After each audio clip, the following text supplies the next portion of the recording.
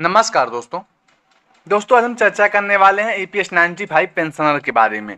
दोस्तों कुछ ऐसे कमेंट आए थे, देखिए जैसे एक मेरे भाई का कमेंट आया है। अब दोस्तों ये कमेंट सुन के मुझे बहुत दुख होता है, ये कमेंट देख के।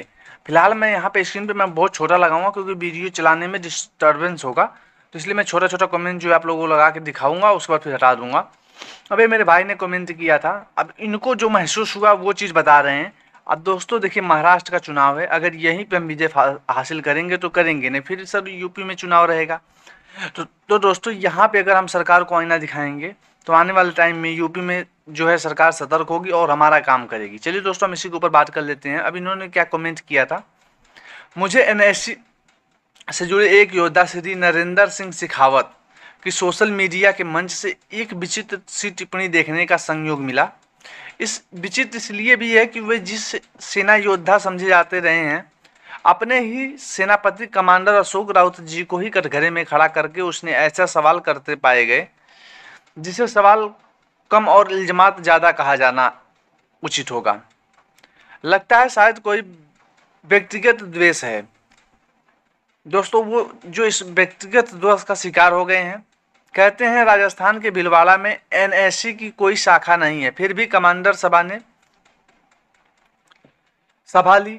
भूल जाते हैं कि पूरे देश में कोई भी शाखा नहीं थी, न ही कमांडर्स जो है के प्रयास से ही अब देश में जो है 22 राज्यों में तमाम शाखाएं जो उत्पन्न हुई हैं। दोस्तों इसके पहले शाखा कहीं थी, सही ये मेरे भाई का कहने वाली बात जो है वो बिल्कुल सही है।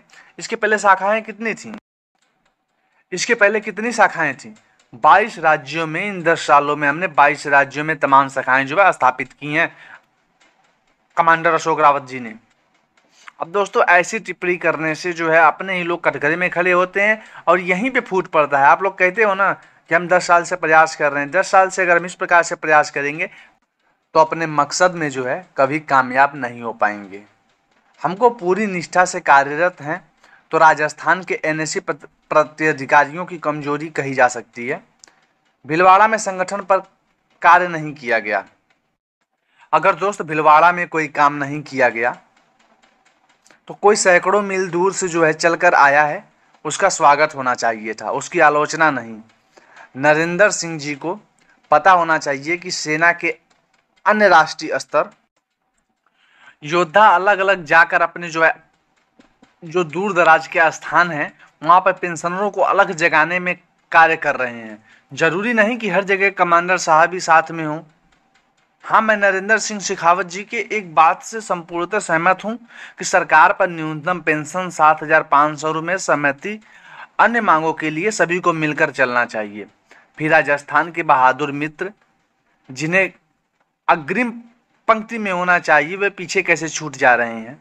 कमांडर अशोक राउत भाई, वीरेंद्र शेखावत भाई, पाटिल और एनएससी के सारे शक्ति आपके और राजस्थान के तमाम साथियों के साथ है। बस आपको कदम से कदम जो है मिलाकर चलना है और सही दिशा में कदम उठाना है। ऐसा नहीं दोस्तों बहकावे में आ जाना है। हमारे इन भाई के मन में रहा होगा कोई द्वेष, कोई बात नहीं, हम द्वेष मिल के मिटा लेंगे। हमारा जो काम है वो काम हो जाए, हमें अपनों से क्या गिला। हमें तो सरकार से चाहिए जो हमारा हक है, हम उसके लिए लड़ाई लड़ रहे हैं। तो इस चीज़ में जो है दोस्तों हम लोगों को साथ मिलकर काम करना है और एक दूसरे की आलोचना नहीं करनी है। कमांडर साहब बहुत अच्छा काम कर रहे हैं, इसके पहले कितनी संस्थाएं थी सबको पता है। कमांडर साहब दिन रात एक कर रखे हैं, उन पे सवाल उठाना गलत है।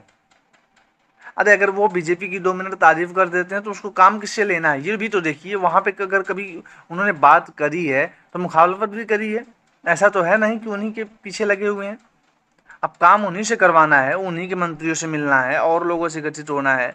तो दोस्तों काम अगर प्यार से किसी से ही करवाया जा सकता है।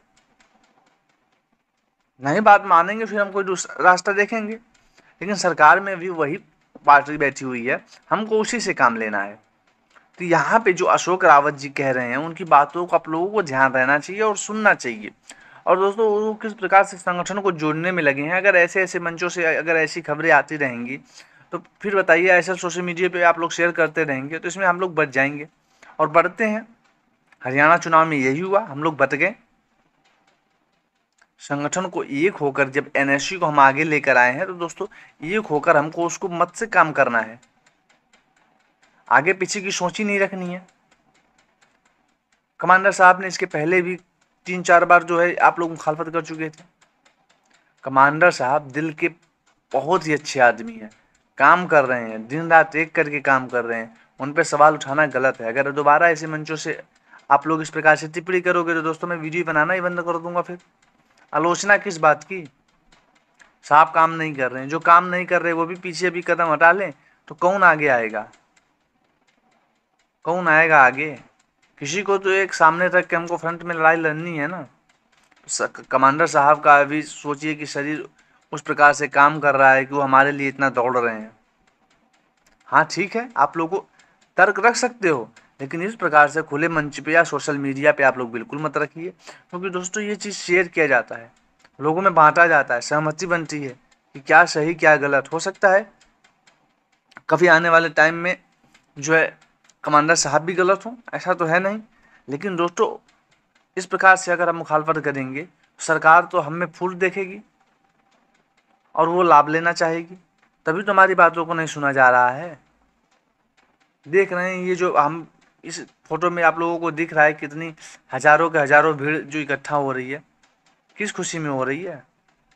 अपने हक की लड़ाई के लिए हो रही है, ताकि उनको आने वाला टाइम जो भविष्य है उज्जवल हो सके।